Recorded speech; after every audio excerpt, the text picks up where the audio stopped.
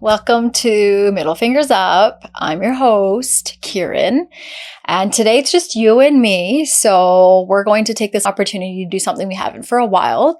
We're going to do an It's Good to Gup Shup segment, and today I'm inspired by how I've been feeling about TV raised us, but now we're finally seeing us. So this all kind of stems from a few shows I've been watching lately that really brown people aren't the side quest or side, character. We are the main character. And a lot of these shows that I'm going to talk about are done in a way where it's not loud. It just is.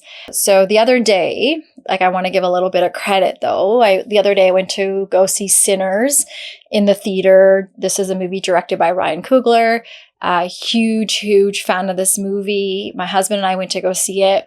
And this is one of those movies where you're kind of left with this ache.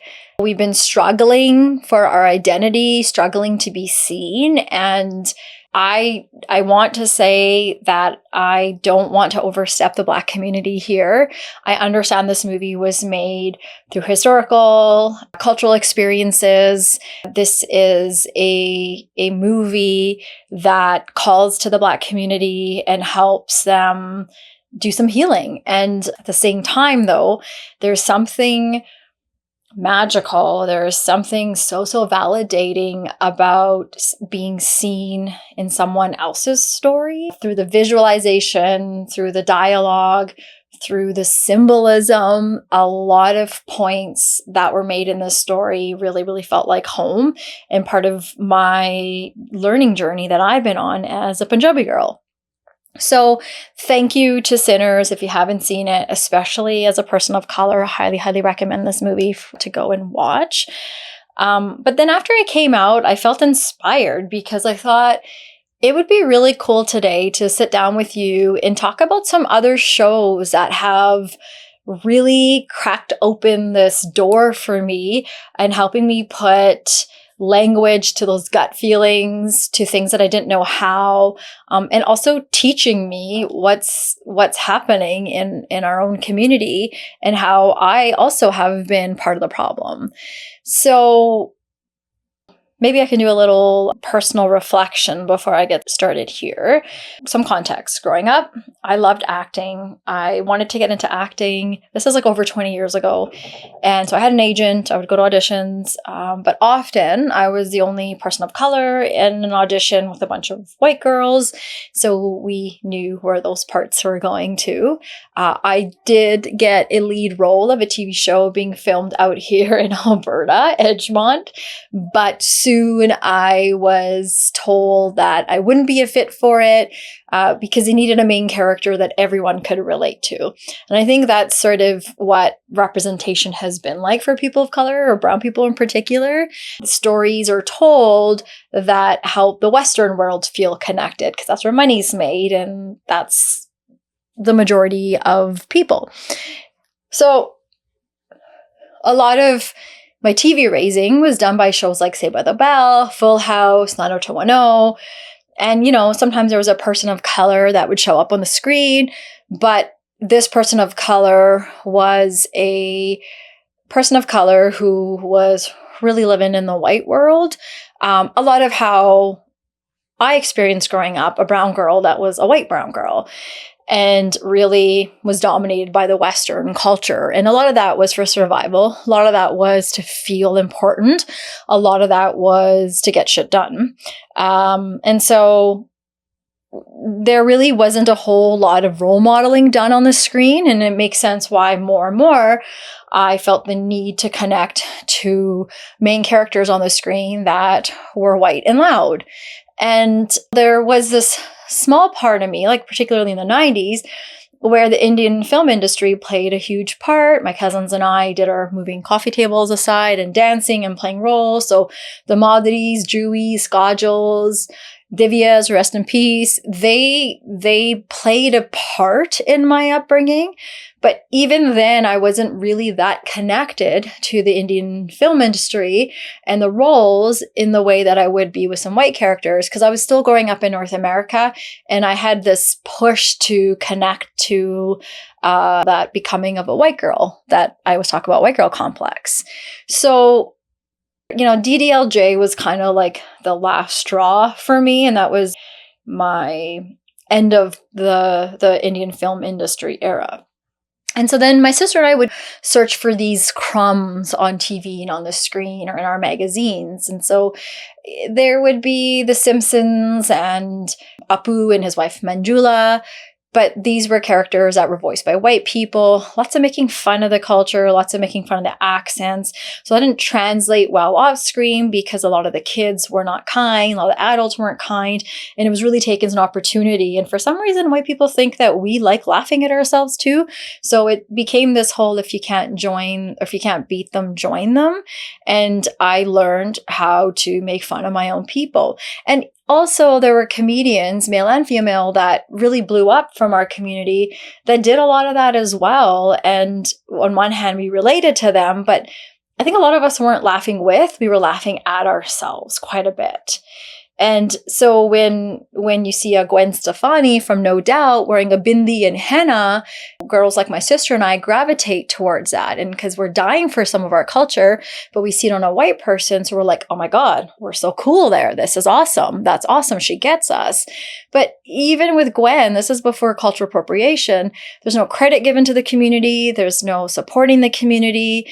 It's what we now know as what is tokenism. A lot of white people taking the fun, pretty, money-making parts of our community and then selling it back to us. So then when Mindy Kaling came along, that was like huge for my sister and I. It was a compliment to be told that we talk like her. It was inspiring to see books, her writing, her on the screen. But again, she was a white brown girl. So this kind of really pushed us even more to do the thing of being a white brown girl versus having roles and parts in the Western world that honor who we are. And you can see the strengthening of the white girl complex through media at the time. It made a lot of sense. You took what you got and you didn't complain about it. You appreciated that there was something being done, and that kind of allowed us to be in this small little margin of just accept something, but nothing worthy and nothing impactful. And so this is all then, but knowing now, because hindsight's a bitch, so knowing what we know now and what a lot of us are learning and unlearning and all that stuff, I think it helps us understand where the standard was set for us and why we fell into that. And I'm very appreciative today, the artists out there from our community that are pushing those limits and helping us see that we all can do that. So even back then, before we had the words for cultural appropriation or internalized racism, there was one movie that was a huge hit, but in some ways also slipped through the cracks. And at the time when this movie came out, I remember like big part of me sort of gasped and felt really connected to the main character was a brown girl. And for a lot of us brown girls growing up, and we're in this Western world where you have all this privilege and voice and all that, but also many of us come from homes where we follow our customs and we're taught to get married, to have kids, go get an education, and these creative outlets and these innovative parts of us are sort of tucked in. And so when you see a girl on the screen who's chasing after a passion and a dream, you can't help but like run with her and say, yeah, let's do it. Yes, you called it. The movie I'm talking about is Bend It Like Beckham. So Bend It Like Beckham came out in 2002. It was directed by Gurinder Chadha, and it can be found everywhere. But it was definitely this tiny little opening of what it would feel like to have yourself represented in a way that truly fits the things and issues that you might be going through. You have immigrant parents raising kids in the Western world, and the conflict a lot of our parents are going through with many of us born and raised in the North American culture. So wanted to give a shout out to this movie, even though it was a while back. And so this movie planted seeds. And then, you fast forward, what happens when these seeds grow?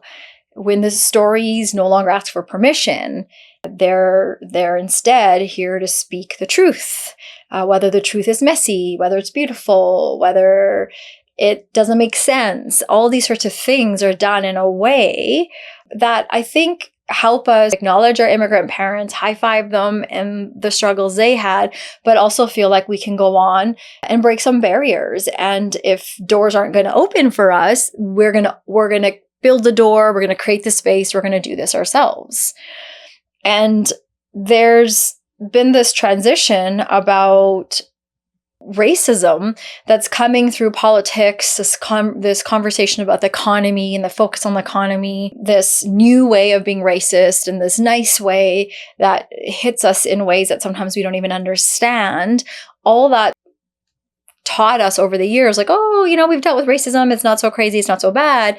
Meanwhile, it's impacting so many of us on so many levels. And so when creativity meets what's happening in the real world, then you see heroes being born, because these heroes are pushing barriers and encouraging us to see what's happening before our eyes, and also validating us at the same time that we're not crazy and being gaslit, that we are being taught to be molded in a certain Western way, and if we're not white, we're not right, and speak in small, little, and tiny ways and shrink.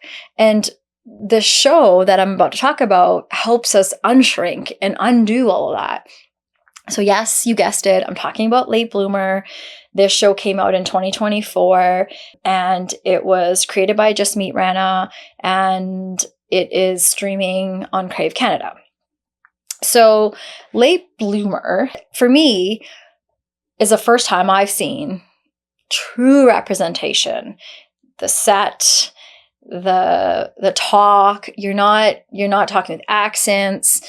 You have a full-on sick boy telling his story, wearing a turban, and he's the main character, and he's talking about the things in the way that a lot of us brown kids have experienced, and particularly kids in my generation that are just on the cusp of breaking barriers, but his generation and beyond are sort of helping break these. He doesn't flirt with representation. He's like, hey, we're here and this is how we're going to do it. What I love about this show is it covers queerness, it covers identity issues, it covers issues within family dynamics of a brown family, but also the impacts of our community that we're growing up in.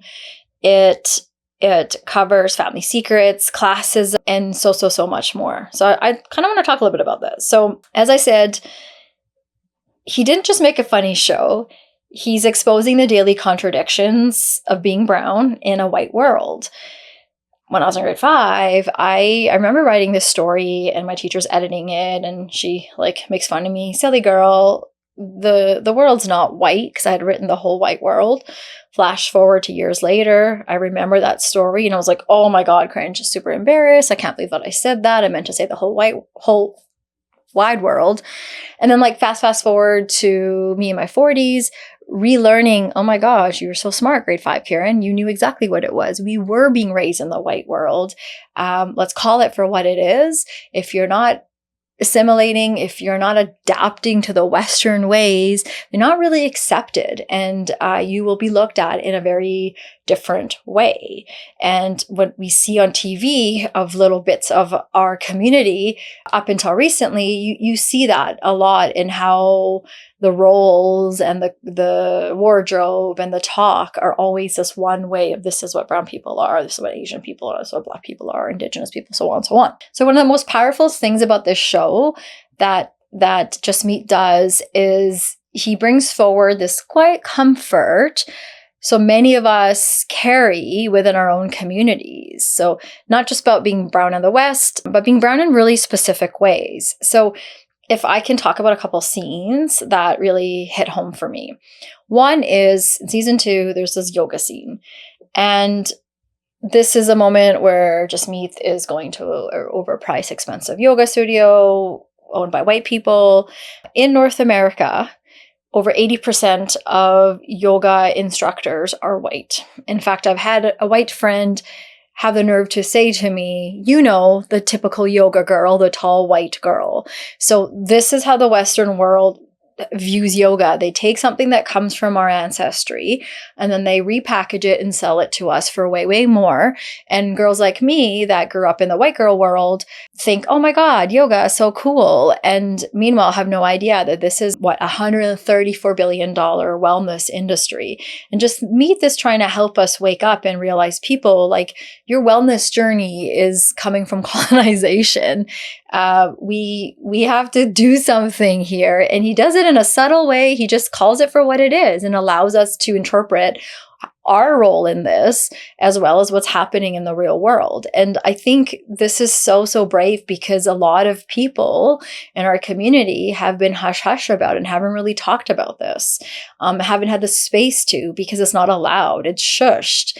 And it's so fucking cringe how many times I've had white friends teach me yoga poses and tell me and teach me and me tell them they're better at this than me. And the problem is a lot of them are, I'm going to be honest, I'm not great at stretching, but it's not giving credit where credit is due. And I think that's the struggle. That's what we see in the white world. It's very individualistic. It's very, we'll take yours and we'll make it better.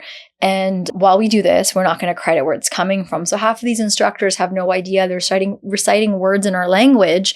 They're doing all these kind of things, and it's quite offensive.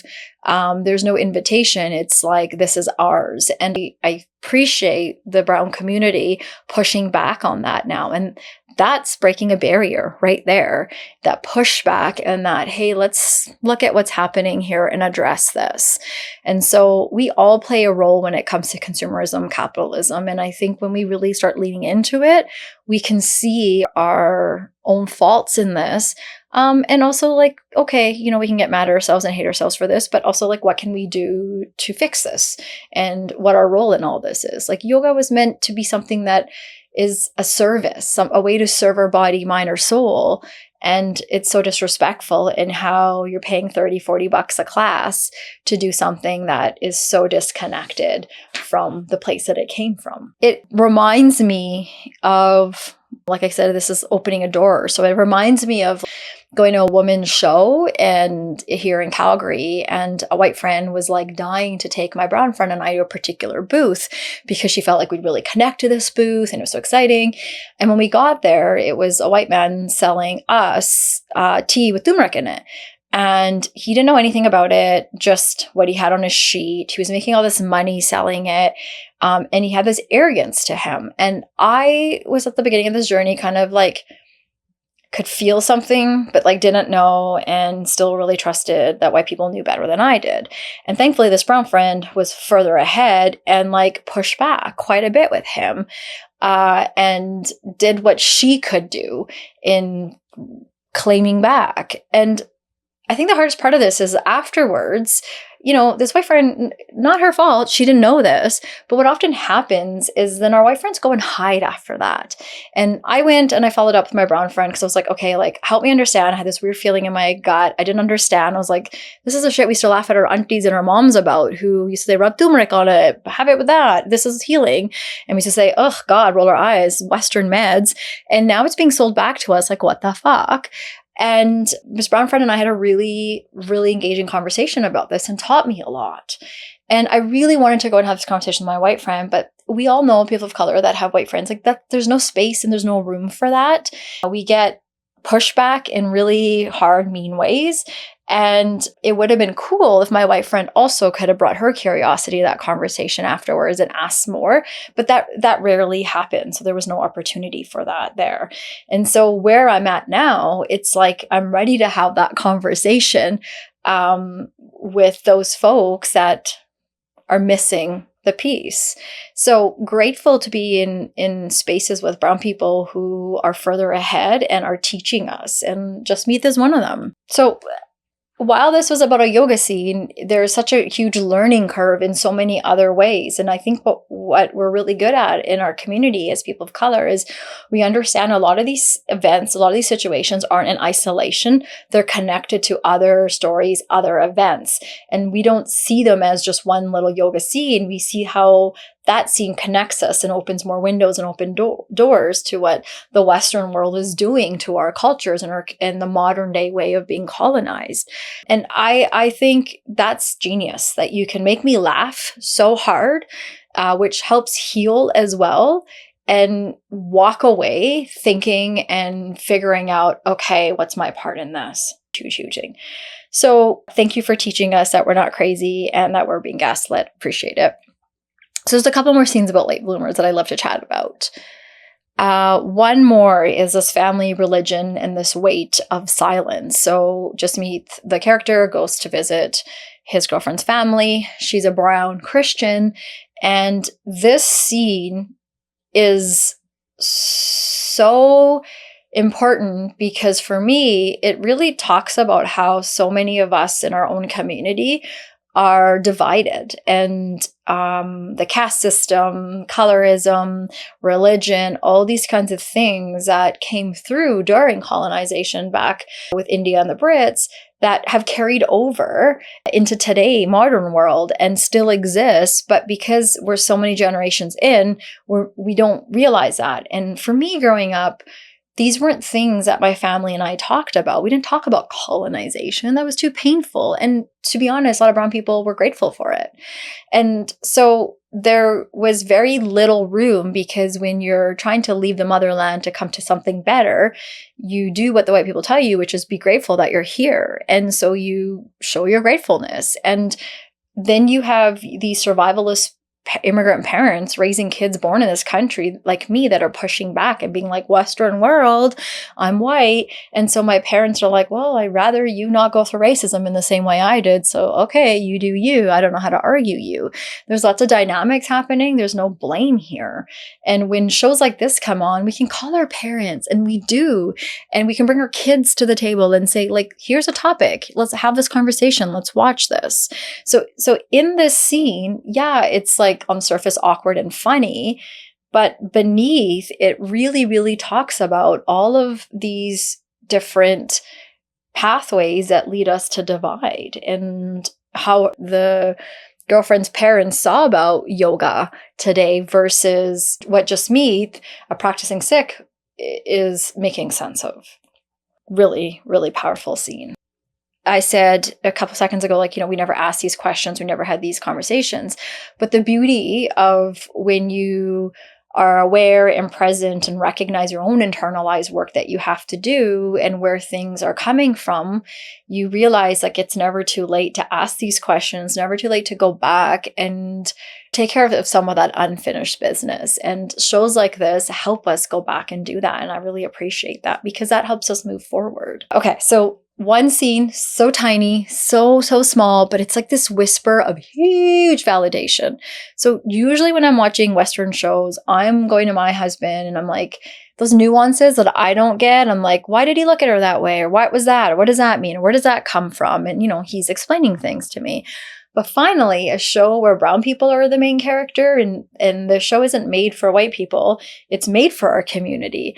And so Jasmeet is doing what he knows best, where he comes from. And there's a scene where his girlfriend's going to meet him somewhere in the community, but it shows him arriving alone. So my husband's like, hey, I thought the girlfriend was coming too. How come she's not going? And all of us brown people know we never arrive at these things together, because our family's approval is so important. We have to do things, though, in secrecy and hide them. And this relationship wasn't approved of. And so I got that. It didn't explain anything. There wasn't a big thing on the screen. It was just this guy arriving on his own, but we knew right there why. And while on the outside, I'm like, oh yeah, don't worry, she's going to meet him there. They can't be there together. On the inside, like fireworks are going off and confetti and my stomach's doing somersaults. And I'm like, oh my God, what is this? This is me having validation from such a tiny little part that's like so insignificant, but it's so big because it's allowing me to understand we did grow up in a lot of secrecy. We did do a lot of things that our parents didn't know, and because we weren't given approval and we were fighting for all sorts of stuff. And it's cool now to be in a place where fine, we laugh about it, but also to go back and make sense of it in ways that will help me with my parenting journey, as well as healing some of the things that happened. And just like plain old, not even reading into it too much, this is the way it is. I love that. I love that so much. So anyways, appreciate the validation. Doesn't always have to shout. These little whispers, like we're picking up on them, and they build. So I'm really grateful for shows like Late Bloomer, because they're not just telling stories or giving a piece of ourselves back to us, which is really cool for someone like me who's been on this unraveling journey and trying to figure out this whole who am I, and making amends with some things that I'm not feeling very great about, a lot of guilt with my own internalized racism. An episode in season 2 of Late Bloomer is this model minority one. So the international students episode, you get to watch this whole layered episode of overworked, alone students carrying dreams and pressure. And I think a great door opener for us within our community is, I've already said this before, but it's this being pitted against each other and how we ourselves as Brown people view our own students or other people from our community. And I think we are greater together, and not even just on a global level, but even in our own community, we have so much work to do together than not. And if we can start to see these things, we can actually work through and heal. And that whole episode was a really, really important one to recognize how quick we are to dismiss our own, and we underestimate our own community, particularly our students, and what a day in the life is like for one. And really appreciated that one. That was crazy. A lot of what I'm talking about is representation versus reclaiming. Like, we used to beg for inclusion, and now we're just reclaiming space, creating space where we can. And that's huge. And there's a lot of strength in that. And it's also doing something for a first time. And so sometimes I think we're hard, even when you talk to other people that maybe watch the show and think, oh, the show is 2 thumbs down, and like the writing, and like this. And I think we have to give each other grace, because we're just starting this. We're just doing stuff like this. And we don't have the years and years and years of experience in the way the Western TV and indie TV does. So I think we have to also give credit where credit is, because there's nothing to compare to. Jasmeet is doing something that hasn't been done before, and he's kind of paving the way while he's doing it. And that's huge. That's, again, where heroes are born. I appreciate like the biases, right? The colorism, the shame, the internalized racism, colonization, all the stuff that we are dealing with every single day, and the lack of awareness some of us have, the differences in my house versus yours, but there's a lot of similarity. All of these things come out in this funny, brilliant, powerful show where you can learn, but you can also walk away laughing. Thank you for that. And then there are stories that don't just reflect you, but it's like that roar within you, the sacred anger we talk about, that's connected to our ancestry that so many of us are disconnected from, that rage. And you're like, I don't know where this anger is coming from. I have all this rage within. What is this? What is this? And as we bring it out, we get to make sense of it. And a movie that helped me address some of my own rage was Monkey Man. So Monkey Man was directed and then also starring Dave Patel. And I want to talk about one part of this movie. Is when Monkey Man came out, I think it was like over a year ago, I remember a lot of people were like, oh yeah, it's like the brown version of John Wick. So again, this movie wasn't made for white people in the Western world. It was made for us. And people took it and put it in this box and were like, oh, it's good, pat it on, good for this. It came after that. Sure, somewhere there, someone read it was inspired by John Wick or Keanu, whatever. Okay, fine. But it wasn't a version of that. That's not what Dave was trying to portray. And he was on, I don't know, like a radio show, podcast, where a young boy called in, who I believe's name also was Dave. And he asked him, I think they were talking about a new Bond.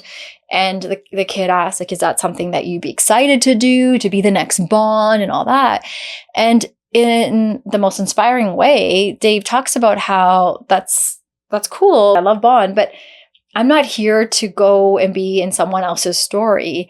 I'm here wanting to make my story, our stories, and put those out. And this is another example of someone from our community understanding the importance of not falling under the Western world, but saying, hey, we also have stories and we need to talk about our stories that have been taken, our land that's been taken. And Monkey Man is such a symbolic version of what rage and pain would be if it had a face, a body, a mind, a soul, a purpose. And he's trying to reclaim, trying to, go through revenge, but take back, make sense of a voice, a land, a life that was taken from so many brown people. And I think the way that movie, even though he was starring in it, he was the side character. The actual stars of the movie, the heart of the movie, was Hijra, the trans community. And after watching that movie, I went back and did a little bit of work, and I learned like how empowering and powerful the trans community has been in South Asia. But post-British colonization, they were criminalized under Section 377 and labeled as unnatural. And generations after that carried that with our trans community. And it's not just taking our land, but it's taking our people and giving them a new name. And we're carrying that out over generations. And this was really powerful for me to learn about something from my own community and the pride that Dave brought back in teaching us, like, okay, history happens, but not everything's perfect and not everything's right about it too. We got to go back sometimes and understand in order to not do these things to move forward. I think through Late Bloomer, through Monkey Man, we realize how much of this colonized mindset still lives within kids that are born and raised in North America like me and didn't even know that. Like, it's innate, it's in us. A lot of people laugh at intergenerational trauma and don't understand the science of the epigenetics and how our mothers are carrying and their mothers are carrying and their mothers are carrying trauma. And it's in our genes, in our DNA. And white supremacy is embedded in that too. Years and years and years later, you can have the most aware and supportive white person, and it takes a true working, curious white person to realize, oh, I still have this in me, and I got to undo this, and I got to keep working on it. It doesn't just go away after a class or a book I read. And I'm learning that in so many ways, like that I have so much of this internalized racism in me that I've been unpacking and learning and growing. And so I didn't know all this stuff. And I'm grateful for these movies and these books and these people that have come into my life that are giving me tidbits of knowledge that allow me to go and want to learn more and figure out where's my role in this? Because I'm also a parent who's trying to parent kids that can continue to break cycles. So super grateful for this movie. Thank you, Dave. I hope that we see more stories that come from our ancestors in the way that you did with Monkey Man. So if Monkey Man is a scream, then the soft exhale is the show Mo. It's a moment you let your shoulders drop and really open up to war, genocide, immigration, poverty, all happening in North America at the same time. So I think Mo was a really, really good show. Even before Late Bloomer, I remember calling my mom and dad and saying, I really think Mom, Papa, you guys should watch this. I think, I have parents, we all have elders that are doing their own work. And how cool is it to have generations before us have the opportunity to watch shows like this that teach beyond what even our elders know. So Mo was all about land, laughing, loyalty through pain. And it's created by Mo Amer and Rami Youssef. You can watch it on Netflix. He's a Palestinian American. And through humor, he invites us to see a deeply human experience of displacement and what that does. And so there's a lot of family dynamics, and then it's the connection to the outside world. It sets place in his home of Houston, Texas, and this process that he and his family's going through. I think something that really, really, really sticks out for me and Mo is his mom. You have an immigrant mom that through whatever fear she may have had, bravery, finds a way to like get her kids to this new country. But when she's in this new country, she's underestimated. And you see the gray hair, you see the wrinkles, you see this soft, I don't have a whole lot to offer kind of a thing, but yet there's a fight in this woman. And then you see her go back to her homeland and touch her dirt, touch her land, laugh with her people. And her own kids are seeing a mom they've never seen before in America. And I think this is a really, really good salute to our elders, to our parents, our family members that have sacrificed so much to come to a country where they're told, be grateful you're here. And in their case, they're seeking asylum and they're going through this whole process and they have to be grateful for it. But at the same time, there's no space for that either.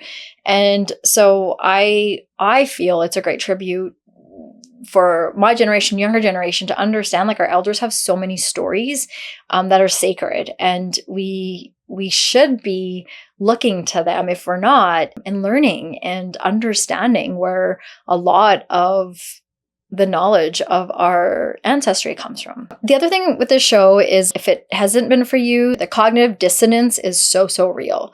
Like if Gaza can be treated this way, and yet we live in North America, who's to say we're not next? I've had friends ask about ethnic cleansing openly at a Christmas dinner and think it's okay to say, well, why can't these people leave? And you're like, oh dear God. And I live in a scary province of Alberta that has a scary premier that is in her own way trying to do a lot of this. And I think we're so in it, but yet we're so far removed from it because we take freedom and safety as like a false sense of security at times as well. And I think that as children of immigrants, many of us, we see injustice, but then we've also inherited all these biases growing up. And there's this like, which is it? Which is it? And we all have, to each our own, we all have our journey. But those of us that can understand that and work through that, I think we should talk more,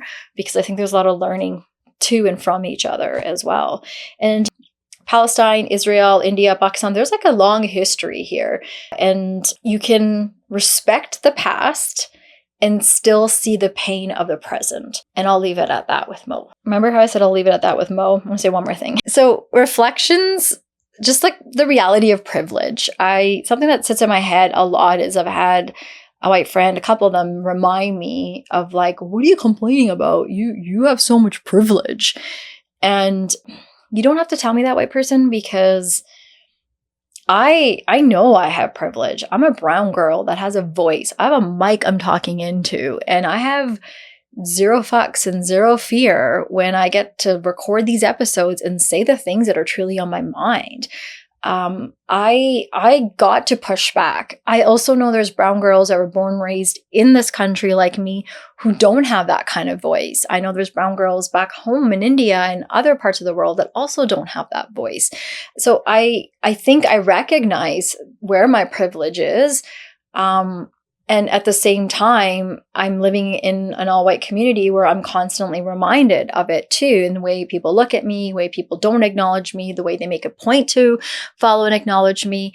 White friends that I've had that in their subtle, kind, nice, racist ways remind me that. So it is really fucking weird to be reminded by white people about the privilege you have when we're all living in a land that is none of ours. So I think for other brown people out there that keep shrinking themselves and keep choosing to not speak up and share their stories of workplace racism, stories of racism in their own homes, with their white in-laws, with their community, I really, really hope MFU is a place where we can continue to unpack more of that together. I know I'm not the only one going through this.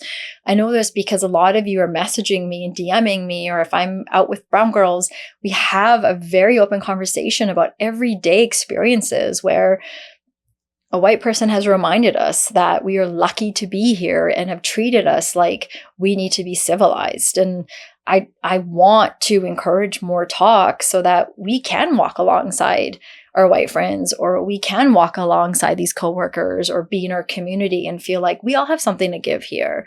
We can all figure this out together. Me being here isn't shade on you, man. And so can we work together? So I would love to hear more from you guys. And more importantly, I hope that more of you, brown girls, brown guys, brown people, like you want to speak up and come on and talk about some of these experiences. Because when we watch these shows that validate us silently, I think it gives us more hope and more community to be able to talk out and talk more. So how cool, full circle from my time of going to these auditions and being around very few brown people and having to try out for these parts that weren't even from my community, to today being able to watch these shows with my own kids. And, I didn't even talk about some shows like Miss Marvel and superhero shows where we can sit down together and be like, yep, that's a brown person. Yep, that's someone from our community. To see just Meath with a turban, having a show like Late Bloomer, or Mo, a Palestinian, a comedian, being out there and people are feeling inspired. I think that's really, really good barrier breaking for kids like mine who get to grow up and access their voice more and maybe even put some creative work out there themselves. So to these creators today that we talked about, thank you for not waiting for a green light, but just deciding to create that space, make that space, and do something like this. It is very, very fulfilling, and we need more. There's so much more space. So I hope to see more artists, musicians, more people in our community, because when you see art, that's how you know you're thriving as a community, and we need more of it. So I hope people don't stop. Painters, muralists, all these people out there that can put these stories out. I'm so grateful. To people listening and watching today, like what show made you feel seen in the way that I've talked about today? Reach out, let me know. Maybe there's more shows from our community that I'm not even aware of. And I think it'd be so cool if we can continue to build a list, and it's our resource hub, an opportunity for us to learn and grow in a lighthearted way. These creators and directors and artists are doing what storytelling is meant to do. It's meant to build a bridge that connects worlds, open hearts. It encourages us to look at the uncomfortable truths of the world that we grew up in, that are growing up in, that are existing in, and saying, look, these conversations are necessary across generations. So that is inspiration on a whole different level that a lot of our ancestors would relate to and connect in terms of the way that they were telling stories back in the day. The shows and films I've shared today, Sinners, Late Bloomer, Bend It Like Beckham, Mo, Monkey Man, they didn't necessarily hand me answers or anything like that. They did something a little bit, I think, more impactful. They handed me a mirror. They handed me tools to sort of reflect and see where I sit in this, what my role in this is. And they've offered healing on levels that I think some of us didn't even know existed, at least for me. And that is something that I'm so grateful for. And I really wanted to make sure I didn't leave today's episode without sharing that with you guys. So, and maybe that's what storytelling is meant to do, right? It's not just meant to entertain us or educate us. It's to return us to ourselves again and flick that porch light on and keep it on so that we find that path back. And what could be more impactful than that? So I can't tell you, and I won't tell you to go watch these shows. Actually, fuck it. Go watch these shows if you haven't. But I also want to ask, like, when was the last time a story made you feel seen and less alone? Made you call your parents, made you call your sister, made you have a long talk in a group chat? If any of that speaks to you, like, maybe there's something here for you too. And maybe you'll sit with one of these stories tonight. Maybe you'll, instead of watching Modern Family, you'll flick on Mo tonight on Netflix, But maybe next time you're at the cinemas, you buy a ticket for a movie that you don't see yourself as a main character, or it's not from your community. It's from a whole different community, and you walk out learning something that was so important to you, that connects you to an important person of color in your life, or in general, just awareness of what's going on in the world. I think that is amazing. I think, remember, with storytelling, stay curious, lean in, listen harder, to see yourself and others more clearly. And if we can leave here today with middle fingers up, I think a big one that I would like to share is middle fingers up to things we mocked before we knew better. Thank you so much for It's Good to Gup Shup with me today. Hope to hear from you guys. Have a good one.